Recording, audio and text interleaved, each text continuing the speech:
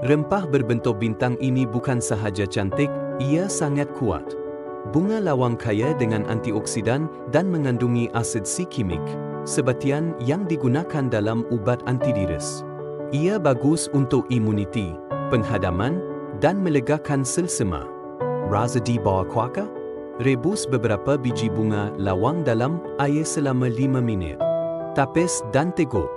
Teh semula jadi ini membantu melegakan batuk, membersihkan kesesakan, dan meningkatkan sistem imun anda. Bunga lawang menambah rasa hangat, seperti likuoris pada sup, biryani, jahe, dan juga pencuci mulut.